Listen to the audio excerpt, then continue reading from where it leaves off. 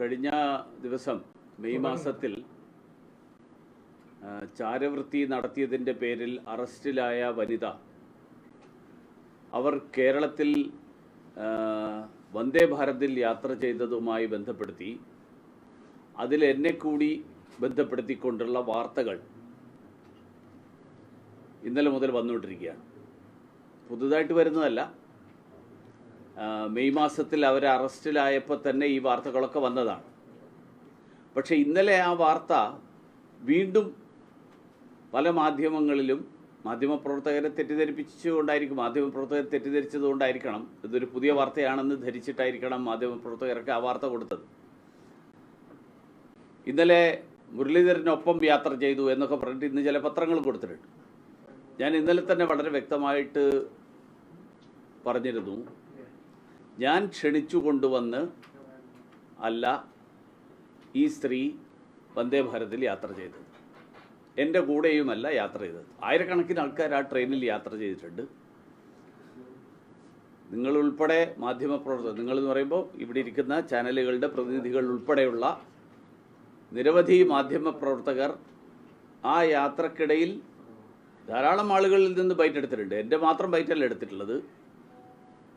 പ്രതിപക്ഷ പാർട്ടികളുടെ ജനപ്രതിനിധികൾ ഉൾപ്പെടെയുള്ള ആളുകൾ ആ ട്രെയിനിൽ യാത്ര ചെയ്തിരുന്നു. അവരുടെയും ബൈറ്റ് എടുത്തിട്ടുണ്ട്. വിഷയം ഈ ഞാൻ ക്ഷണിച്ചു കൊണ്ടുവന്നിട്ടല്ല അവർ ഈ യാത്രയിൽ വന്ദേ ഭാരതിൽ യാത്ര ചെയ്തത്. പ്രശ്നം കേരള സർക്കാരിൻ്റെ ടൂറിസം വകുപ്പ് അവരെ ക്ഷണിച്ചു കൊണ്ടുവന്ന് ടൂറിസം വകുപ്പിൻ്റെ പ്രൊമോഷന് വേണ്ടിയിട്ട് ക്ഷണിച്ചു കൊണ്ടുവന്നു. അവിടെയാണ് പ്രശ്നം. കേരള ഗവൺമെൻറ്റിൻ്റെ ടൂറിസം വകുപ്പ് ക്ഷണിച്ചു കൊണ്ടുവന്നതിൻ്റെ രണ്ട് പ്രശ്നങ്ങളാണ് അതിലുള്ളത്. ഒന്ന്, അങ്ങനെ ഒരു ഏജൻസിയെ വിളിച്ചു കൊണ്ടുവരുമ്പോൾ, അങ്ങനെ ഒരു വ്യക്തിയെ വിളിച്ചു കൊണ്ടുവരുമ്പോൾ അതിന് കേരള സർക്കാർ പാലിക്കുന്ന നടപടിക്രമങ്ങൾ എന്തൊക്കെയാണ്? ആ നടപടിക്രമങ്ങൾ പാലിച്ചിട്ടാണോ? എന്തെങ്കിലും നടപടിക്രമങ്ങൾ ഉണ്ടായിരുന്നോ? കാരണം ടൂറിസം വകുപ്പ് മന്ത്രി പറയുന്നത് എനിക്കറിയില്ല എന്നാണ്. അദ്ദേഹം ഇതിൽ നിന്ന് ഒഴിഞ്ഞു മാറുകയാണ്. ഈ ഒഴിഞ്ഞു മാറുന്നതിന് പകരം, അല്ലെങ്കിൽ ആ ഒളിച്ചോട്ടം തന്നെ ഒരു സംശയമുണ്ടാക്കുകയാണ്. കേരള ഗവൺമെൻറ് ഈ കാര്യത്തിൽ എന്തൊക്കെയോ മറച്ചു വെക്കാനുണ്ട്. മറച്ചു വെക്കാനുള്ളത് കൊണ്ടാണ് എൻ്റെ പേര് കൂടി ആ വിഷയത്തിലേക്ക് വലിച്ചിഴക്കാൻ വേണ്ടിയിട്ട് ഉള്ള ഒരു ശ്രമം. മുരളീധരൻ്റെ യാത്ര വിവാദത്തിലായിട്ടൊന്നുമില്ല. കാരണം മുരളീധരൻ അവിടുന്ന് വന്ദേ ഭാരതിൻ്റെ ഉദ്ഘാടനം നടന്ന കാസർഗോഡ് തൊട്ട് തിരുവനന്തപുരം വരെ യാത്ര ചെയ്തു. അതിനിടയിൽ ഈ സ്ത്രീ മാത്രമല്ല നിരവധി ആൾക്കാർ വന്ന് ബൈറ്റെടുത്തു. അത് വിവാദമാവേണ്ട ഒരു കാര്യമില്ല. കാരണം ഞാൻ അവരെ ക്ഷണിച്ചിട്ടല്ല, എനിക്ക് അവരെ അറിയുകയും ചെയ്യില്ല. അപ്പോൾ ഈ പ്രൊമോഷൻ നടത്താൻ വേണ്ടി ക്ഷണിച്ചു കൊണ്ടുവന്ന ആളുകൾ അവരാണ് ഇതിനെക്കുറിച്ച് മറുപടി പറയേണ്ടത്. ആ മറുപടി പറയാതെ എന്താ മന്ത്രി ഒഴിഞ്ഞു മാറുന്നത്? മറുപടി പറയാതെ മന്ത്രി ഒഴിഞ്ഞു മാറുന്നു എന്നുള്ളത് തന്നെ സംശയം ഉണ്ടാക്കുകയാണ്. ഇപ്പോൾ ഇന്നിപ്പോൾ രാവിലെ ചില വാർത്തകൾ കണ്ടത്, അത് ഞങ്ങളല്ല, ഏജൻസിയാണ്. ഏതാ ഏജൻസി? ആ ഏജൻസി എന്താണ് ഏജൻസിക്ക് കൊടുത്തിരിക്കുന്ന മാൻഡേറ്റ്? ഏജൻസി പാലിച്ചിട്ടുള്ള നടപടിക്രമങ്ങൾ എന്തൊക്കെയാണ്? ശരി, ഇത്തരത്തിൽ രാജ്യദ്രോഹ പ്രവർത്തനവുമായിട്ട് ബന്ധപ്പെട്ടിട്ടുള്ള ഒരാളെ ക്ഷണിച്ചു കൊണ്ടുവന്ന ഏജൻസിയെ കരിമ്പട്ടികയിൽപ്പെടുത്തുമോ സർക്കാർ? എനിക്ക് ആവശ്യപ്പെടാനുള്ളതാണ്. സർക്കാരിന് ഉത്തരവാദിത്തമില്ല, ഏജൻസിയാണിത് ചെയ്തത് തെറ്റാണെങ്കിൽ ഏജൻസിയെ കരിമ്പട്ടിയിൽ ഉൾപ്പെടുത്തണം. അപ്പോൾ ഏജൻസിയുമായിട്ട് ഇവർക്ക് എന്തെങ്കിലും ധാരണയുണ്ടോ? അതുകൊണ്ടാണോ കരിമ്പട്ടികയിൽ ഉൾപ്പെടുത്തുന്നതിനെ കുറിച്ചോ ഒന്നും മിണ്ടാതിരിക്കുന്നത്? ഇന്നലെ പ്രതിപക്ഷ നേതാവ് പറഞ്ഞു, ഞാൻ ക്ലീൻ ചിറ്റ്, എനിക്ക് ഇതിനെക്കുറിച്ച് ടൂറിസം വകുപ്പിനെ കുറിച്ച് ഒരു ആക്ഷേപവും ഞാൻ ഉന്നയിക്കില്ല. കോൺഗ്രസിനെ സംബന്ധിച്ചോളം കോൺഗ്രസ് രാജ്യദ്രോഹ പ്രവർത്തനങ്ങളിൽ ഏർപ്പെട്ടിരിക്കുന്ന ആളുകളുമായിട്ട് കൂട്ടുകൂടുന്നതിനെക്കുറിച്ച് കോൺഗ്രസിൻ്റെ നിലപാട് തന്നെ മാറിയിട്ടുണ്ട്. അതുകൊണ്ട് എനിക്ക് വലിയ അത്ഭുതം തോന്നുന്നില്ല. പക്ഷേ ഈ തരത്തിൽ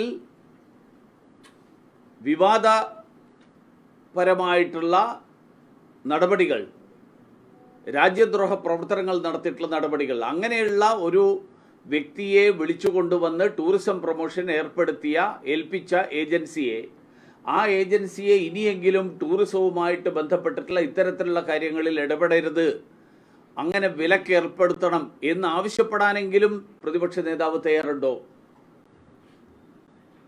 അപ്പോൾ ഇതിൽ സംസ്ഥാന സർക്കാർ വിചാരിക്കുന്നത് ഒരുപക്ഷെ വന്ദേ ഭാരത് യാത്രയുടെ പേരിൽ, വന്ദേ ഭാരത് യാത്രയിൽ നിരവധി ആളുകളുടെ ബൈറ്റ് എടുത്ത കൂട്ടത്തിൽ എൻ്റെ ബൈറ്റും കൂടി എടുത്തതുകൊണ്ട് ആ ബൈറ്റിൻ്റെ പേരിൽ വിവാദത്തെ അവരുടെ ഉത്തരവാദിത്തത്തിൽ നിന്ന് വഴുതി മാറാനും ഒരു ഇല്ലാത്ത സംഭവത്തെ വിവാദമാക്കി അവതരിപ്പിച്ചുകൊണ്ട് പ്രശ്നത്തെ വഴിതിരിച്ചു വിടാനും വേണ്ടിയിട്ടുള്ള ശ്രമം, ആ ശ്രമം വിജയിക്കില്ല.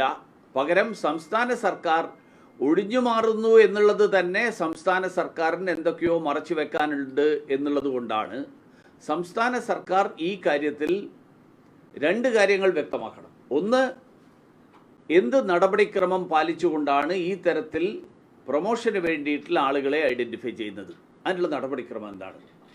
ഇനി എംപാനൽഡ് ഏജൻസി വഴിയാണ് ഇത് വരുന്നതെങ്കിൽ ആ പാനലിൽ നിന്ന് ആ ഏജൻസിയെ നീക്കാൻ തയ്യാറുണ്ടോ?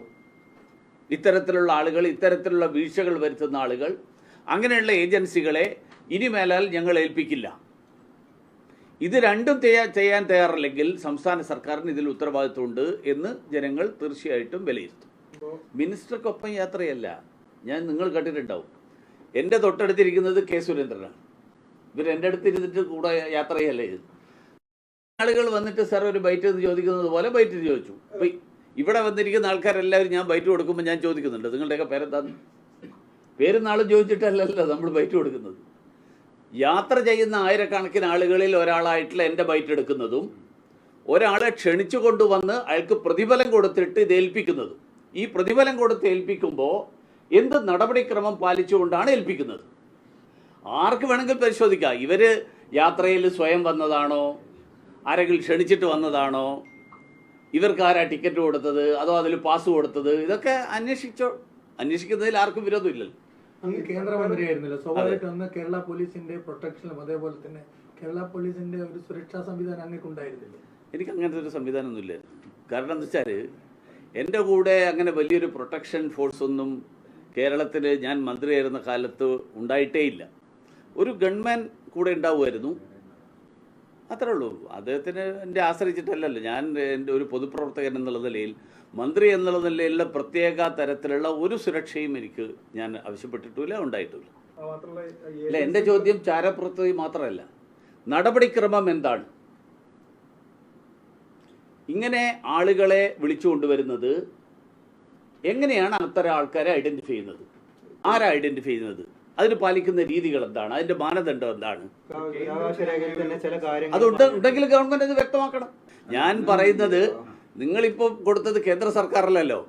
മാധ്യമങ്ങളിലൂടെ കേരള ഗവൺമെൻറ് ശ്രമിക്കുന്നത് അവർ നേരിടുന്ന ചോദ്യങ്ങൾക്ക് ഉത്തരം പറയുന്നതിൽ നിന്ന് ഒഴിഞ്ഞു മാറാൻ വേണ്ടി വി മുരളീധരൻ്റെയും ബൈറ്റ് ഉണ്ടായിരുന്നു എന്നുള്ളതാണ്.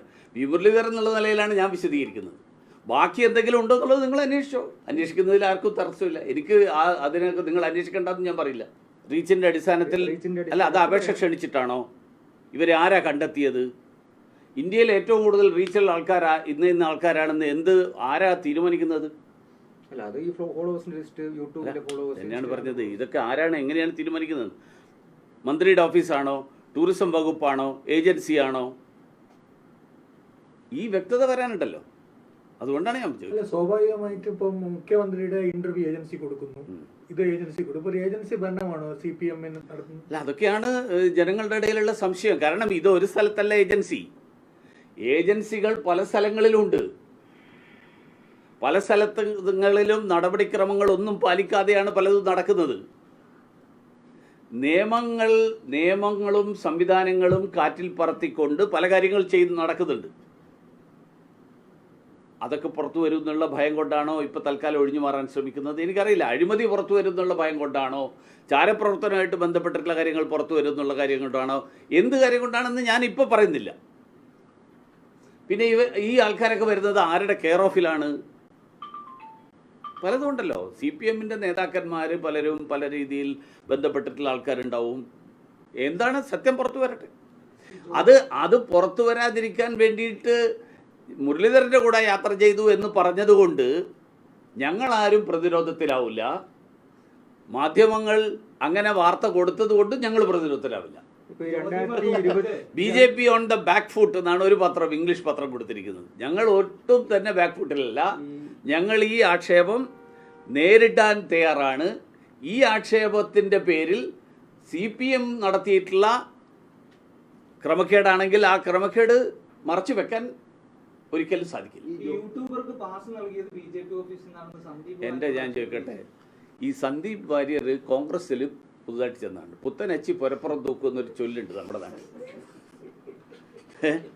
അതായത് അവിടെ ചെല്ലുമ്പോൾ എനിക്ക് നിങ്ങളോട് തന്നെയാണ് കൂറ് എന്ന് കാണിക്കണമെങ്കിൽ ബാക്കിയുള്ളവരെക്കാൾ കൂടുതൽ അത് അധ്വാനിക്കേണ്ടി വരും. ആ അധ്വാനം നടത്തുന്നതിന് എനിക്ക് എതിർപ്പില്ല. ഒരു കാര്യം ഞാൻ നിങ്ങളോട് ചോദിക്കട്ടെ, ഇന്ത്യൻ റെയിൽവേക്ക് ഒരു യാത്ര ചെയ്യാൻ BJP ഓഫീസിലെ പാസ് അതിലെവിടെയെങ്കിലും BJP ഓഫീസിന് സീൽ ചെയ്തിട്ടാണ് കൊടുത്തിരിക്കുന്നത്?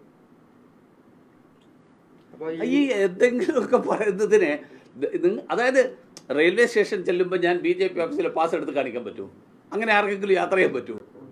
ഈ വന്ദേ ഭാരത് യാത്രയ്ക്ക് ആദ്യ യാത്രയ്ക്ക് പാസ് നൽകുന്നത്, ടിക്കറ്റ് നൽകുന്നത് അത് സംസ്ഥാന സർക്കാരാണോ കേന്ദ്ര സർക്കാരാണോ? അല്ല, അതൊക്കെ അതത് സമയത്തുണ്ടായിരുന്നല്ലോ. അതിൽ ആ കാലത്ത് അന്ന് തീരുമാനിച്ചിട്ടുണ്ടാവും, അതനുസരിച്ച് നടന്നിട്ടുണ്ടാവും. ഞാൻ എൻ്റെ മന്ത്രി എന്നുള്ള നിലയിലുള്ള ടിക്കറ്റിൽ തന്നെയാണ് യാത്ര. ഞാൻ എൻ്റെ കാര്യമാണ് പറയുന്നത്. ബാക്കി വന്ദേ ഭാരത് യാത്രയിൽ എന്തൊക്കെയാണ് ചെയ്തത്, ആരെയൊക്കെ ക്ഷണിച്ചു, അതൊക്കെ നിങ്ങൾ റെയിൽവേയിൽ ബന്ധപ്പെട്ട ആൾക്കാരോട് ചോദിക്കും. അറിയില്ല. അതൊന്നും ഇതിനെക്കുറിച്ചൊന്നും ഞാനിപ്പോൾ പറയേണ്ട കാര്യമില്ല. ഞാൻ ഈ വന്ദേ ഭാരത് യാത്രയുടെ ലിമിറ്റഡ് കാര്യത്തിലാണ് ഞാൻ പറയുന്നത്. ബാക്കിയുള്ളതൊക്കെ അത് അന്വേഷിക്കേണ്ട ഏജൻസികൾ അന്വേഷിക്കാം, നിങ്ങൾക്കും അന്വേഷിക്കാം. മാധ്യമപ്രവർത്തകർ എന്നുള്ള നിലയിൽ നിങ്ങൾക്ക് അന്വേഷിക്കാം. അവർക്ക് BJP ആയിട്ട് ബന്ധമുണ്ടായിരുന്നോ, കോൺഗ്രസുമായിട്ട് ബന്ധമുണ്ടായിരുന്നോ, വേറെ ആരുമായിട്ട് ബന്ധമുണ്ടായിരുന്നോ? 2023 പാകിസ്ഥാനിലൊക്കെ പോകുന്നത്. ആ സമയത്ത് തന്നെ സ്വാഭാവികമായിട്ട് NIA-യുടെയും ഈ IB-യുടെ ഒക്കെ നിരീക്ഷണത്തിൽ ഉണ്ടായേക്കാം. അതിനുശേഷമാണ് കേരളത്തിലേക്ക് അവർ ക്ഷണിക്കുന്നത്. അപ്പോ മുഹമ്മദ് റിയാസിന്റെ മറുപടി എന്ന് പറയുന്നത് അറിയില്ലായിരുന്നു എന്നാണ്. അതുകൊണ്ടാണ് ഞാൻ പറഞ്ഞത് മുഹമ്മദ് റിയാസ് അറിയില്ല എന്ന് പറയുന്നത്. മുഹമ്മദ് റിയാസിന് അറിയില്ല എന്നാണ്. പക്ഷെ ആർക്കെങ്കിലും അറിയുമായിരിക്കുമല്ലോ. ഇപ്പൊ വന്ന വാർത്ത ഏജൻസി വഴി വന്നു എന്നാണ്. അപ്പൊ ആ ഏജൻസിയെ അന്വേഷിക്കണം, ആ ഏജൻസിയുടെ നടപടികൾ അന്വേഷിക്കണം, ഏജൻസിയുടെ ഇടപാടുകൾ അന്വേഷിക്കണം. ഏജൻസിയായിട്ട് സ്വാധീനിച്ചിട്ടുണ്ടോ എന്ന് അറിയില്ലല്ലോ ആരെങ്കിലും.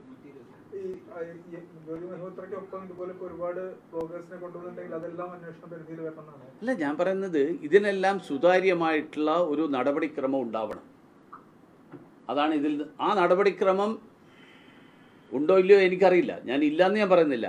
പക്ഷേ സംസ്ഥാന സർക്കാരിൻ്റെ വെപ്രാളം കാണുമ്പോൾ അവർക്ക് എന്തൊക്കെയോ മറച്ചു വെക്കാനുണ്ട് എന്നുള്ള ഒരു സംശയം സ്വാഭാവികമായിട്ട് പലർക്കും ഉണ്ടാവുന്നുണ്ട്. അതെനിക്കുണ്ട്. ഇപ്പോൾ NIA ഈ വിഷയത്തിൽ അന്വേഷണം നടത്തുന്നുണ്ട്. ചാരപ്രവർത്തനമാണ്, പാക് ബന്ധമുണ്ട് എന്ന് പറയുന്ന പശ്ചാത്തലത്തിൽ ഈ ടൂറിസം മന്ത്രി അല്ലെങ്കിൽ ഈ ഏജൻസി, ഈ രണ്ടുപേരും ഇപ്പോൾ സംശയത്തിന്റെ നിഴലിലാണെന്ന് അങ്ങ് പറയുന്നു. ഈ രണ്ട് സംവിധാനങ്ങൾക്കുമെതിരെ ഒരു NIA അന്വേഷണം ആവശ്യപ്പെടാനുള്ള സാധ്യത? NIA അന്വേഷണം ഞാനിപ്പോൾ ആവശ്യപ്പെടുന്നില്ല. ആദ്യം മന്ത്രി വിശദീകരിക്കട്ടെ. ഈ ഏജൻസിയെ ഏൽപ്പിച്ചു എന്ന് പറയുന്നു. അദ്ദേഹത്തിന് ഇതൊന്നും അറിയില്ല. അദ്ദേഹം പറഞ്ഞു എനിക്കറിയില്ല, ഞാൻ അങ്ങനെ ചാരപ്രവൃത്തി നടത്തുന്നതാണെന്ന് മുൻകൂട്ടി അറിഞ്ഞിട്ട് വിളിച്ചു വരുത്തുമോ എന്നൊക്കെയാണ് അദ്ദേഹം ചോദ്യം. അദ്ദേഹം ഇങ്ങോട്ട് ചോദ്യങ്ങളാണ് ചോദിക്കുന്നത്. ഞാൻ ചോദ്യം ചോദിക്കുന്നില്ല. ഞാൻ പറയുന്നത് മന്ത്രി ഈ കാര്യമൊന്ന് നടപടിക്രമം എന്തായിരുന്നു എന്ന് വ്യക്തമാക്കട്ടെ. നടപടിക്രമം വ്യക്തമായി കഴിഞ്ഞാൽ ഈ ഏജൻസി തെറ്റ് വരുത്തിയിട്ടുണ്ടോ, വീഴ്ച വരുത്തിയിട്ടുണ്ടോ എന്ന് കണ്ടെത്താൻ പറ്റും. ഏജൻസിയെ തൽക്കാലം മാറ്റി നിർത്തിയിട്ട് അന്വേഷണം നടക്കട്ടെ. അന്വേഷണം നടന്നതിന് ശേഷം വീഴ്ച ഏജൻസിയുടെ ഭാഗത്തു നിന്നാണോ സർക്കാരിൻ്റെ ഭാഗത്തു നിന്നാണോ എന്ന് വ്യക്തമാവും. അതനുസരിച്ചിട്ട് തുടർന്ന് തീരുമാനമെടുക്കാം. ഈ വന്ദേ ഭാരതിൽ അങ്ങ് യാത്ര ചെയ്തത് വിവാദമാക്കേണ്ടെന്നാണ് പറഞ്ഞത്. യൂട്യൂബിൽ 4 ലക്ഷത്തിലധികം വിവാദമാക്കേണ്ടെന്നല്ല ഞാൻ പറഞ്ഞത്. വിവാദമാക്കിക്കൊണ്ട് കേരള സർക്കാരിന് രക്ഷപ്പെടാൻ പറ്റില്ല എന്നാണ് ഞാൻ പറഞ്ഞത്. വിവാദമാക്കുന്നത് നിങ്ങൾ എല്ലാവരും തീരുമാനിക്കുന്നല്ലേ. അതല്ലേ എനിക്ക് വിവാദമാക്കിയതല്ലെന്ന്. അതായത് കേരള ഗവൺമെന്റ് പണം കൊടുത്ത് ചാരപ്രവർത്തിക്ക് അറസ്റ്റിലായിട്ടുള്ള ഒരാളെ അതിന് മുൻപുള്ള കാലത്തായിരിക്കും വിളിച്ചു. പഹൽഗാം ഭീകരാക്രമണത്തിന് ശേഷം മാത്രമാണ് ഇവർ ചാരയാണെന്നുള്ള വിവരം തന്നെ പുറത്തു വരുന്നത്. കറക്റ്റ്. അതിനർത്ഥം ഈ അവർ ചാരയാണെന്ന് അറിഞ്ഞുകൊണ്ട് തന്നെ സംസ്ഥാന സർക്കാർ ക്ഷണിച്ചു. ഞാൻ അങ്ങനെ പറഞ്ഞിട്ടില്ലല്ലോ. ഞാൻ പറയുന്നത് നടപടിക്രമങ്ങളെ കുറിച്ചാണ്. ഞാൻ ഇത്രയും നേരം പറഞ്ഞതിൽ നിങ്ങൾക്ക് മനസ്സിലായില്ലേ? അതെ, അതുകൊണ്ടാണ് ഞാൻ പറഞ്ഞത്. ഞാൻ ഈ നടപടിക്രമങ്ങളെ കുറിച്ചാണ് പറഞ്ഞത്. ഈ നടപടിക്രമം എന്താണ്? ഇങ്ങനെയുള്ള ആളുകളെ സെലക്ട് ചെയ്യാൻ കേരള ഗവൺമെൻറ് ടൂറിസത്തിന് വേണ്ടി പ്രൊമോഷന് വേണ്ടിയിട്ട് ആളെ തീരുമാനിക്കുന്നത് എന്തിൻ്റെ അടിസ്ഥാനത്തിലാണ്? അതിന് വേണ്ടിയിട്ട് മത്സരം വല്ലതും നടത്തിയോ, അപേക്ഷ ക്ഷണിച്ചോ, അതോ പിന്നെ മൊത്തം യൂട്യൂബ് നോക്കിയിട്ട് ഏറ്റവും കൂടുതൽ പിന്നെ റീച്ചുള്ള ആൾക്കാരെ കണ്ടെത്താൻ ആരെ ഏൽപ്പിച്ച്? അതേ നടപടിക്രമം വന്ദേ ഭാരതിന്റെ പരിപാടിക്കും വേണ്ടേ? എനിക്കറിയില്ല, ഉണ്ടാവണമല്ലോ. അത് ചേർത്ത് പറയാലോ. അല്ല, ഞാൻ ചോദിക്കട്ടെ, വന്ദേ ഭാരതിന് ക്ഷണിച്ചതാണെന്ന് നിങ്ങളുടെ കയ്യിൽ തെളിവുണ്ടോ? ക്ഷണിച്ചിട്ടില്ല എന്നുള്ളതിന് തെളിവില്ലല്ലോ. ഇല്ല, അതുകൊണ്ടല്ലേ പറഞ്ഞു. അപ്പോൾ പണം കൊടുത്ത് ക്ഷണിച്ചതാണെന്ന് കേരള സർക്കാരിൻ്റെ കാര്യത്തിൽ തെളിവുണ്ട്, വന്ദേ ഭാരതിൻ്റെ കാര്യത്തിൽ തെളിവില്ല. അപ്പോൾ തെളിവില്ലാത്ത കാര്യത്തെക്കുറിച്ച് ഞാൻ മിണ്ടല്ല. ഓക്കെ, ഈ ഹരിയാന സർക്കാരിന്റെ അന്വേഷണം വഴിമുട്ടിപ്പോയെന്നാണ് വിചാരിക്കുന്നത്? എനിക്കറിയില്ല, ഞാൻ ഹരിയാന സർക്കാരിൻ്റെ ആളല്ലല്ലോ. അല്ല, ഓക്കെ. ഞാൻ വി മുരളീധരൻ്റെ യാത്ര വിവാദത്തിൽ എന്ന് പറഞ്ഞ പശ്ചാത്തലത്തിലാണ് ഞാൻ പറഞ്ഞത്. ഇത് പറഞ്ഞിട്ട് കേരള സർക്കാർ ഉത്തരം പറയുന്നതിൽ നിന്ന് രക്ഷപ്പെടാൻ ശ്രമിക്കുന്നത് ഞാൻ പോയിന്റ് ഔട്ട് ചെയ്യാനാണ് ഞാൻ വിശദീകരിച്ചത്.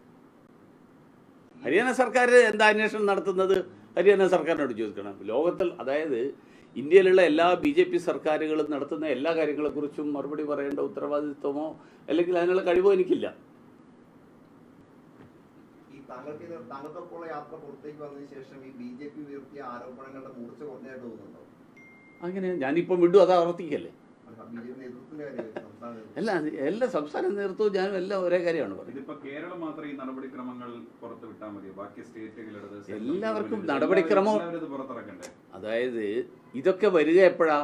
വീഴ്ചകൾ പുറത്തു വരുമ്പോഴാണല്ലോ നടപടിക്രമം ഉണ്ടായത്. ബാക്കിയുള്ളവർക്ക് ഉണ്ടാവുമായിരിക്കും. സെൻട്രൽ ഗവൺമെന്റ് ചിലപ്പോൾ ഇപ്പൊ ഏതെങ്കിലും വിദേശികളെ വിളിച്ച് അവരെ അല്ല, അത് അവർക്ക് ഉണ്ടോ ഇല്ലയോ എന്നുള്ളത് നിങ്ങൾ അന്വേഷിച്ചോ? ഇല്ലെങ്കിൽ നിങ്ങൾ ആവശ്യപ്പെടും. ഈ കേരള സർക്കാരിന് ഇത് പുറത്തുവിടാനുള്ള അതേ ഉത്തരവാദിത്വം റെയിൽവേ ക്ഷണിച്ചേക്ക് അവർക്കും ഇല്ലേ? ക്ഷണിച്ചിട്ടുണ്ടോ ഇല്ലയോ? കേരള റെയിൽവേ പണം കൊടുത്തു എന്ന് ഇതുവരെ തെളിവൊന്നും വന്നിട്ടില്ലല്ലോ. വരുമ്പോഴല്ലേ നമുക്ക് അതിനെക്കുറിച്ച് അന്വേഷിക്കട്ടു.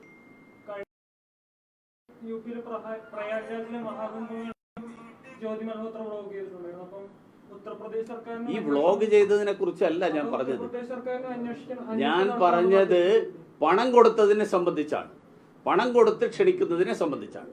പണം കൊടുക്കുമ്പോൾ പണം കൊടുക്കുന്ന ആരാ? മന്ത്രിയുടെ പിന്നെ തറവാട്ടിൽ നിന്ന് കൊടുക്കുന്നതല്ലല്ലോ. ഞാനും നിങ്ങൾ കൊടുക്കുന്ന നികുതി പണത്തിൽ നിന്നാണ് പണം കൊടുക്കുന്നത്. ആ പണം കൊടുക്കാനുള്ള അധികാരം മന്ത്രി ഏൽപ്പിച്ചിട്ടുള്ളത്, അതിൽ ചില നിയമങ്ങൾ ഉണ്ടാവണം. ആ നിയമങ്ങൾ ഉണ്ടാവണം എന്ന് ആവശ്യപ്പെടാനുള്ള അവകാശം ഈ രാജ്യത്തെ ഓരോ പൗരനുണ്ട്.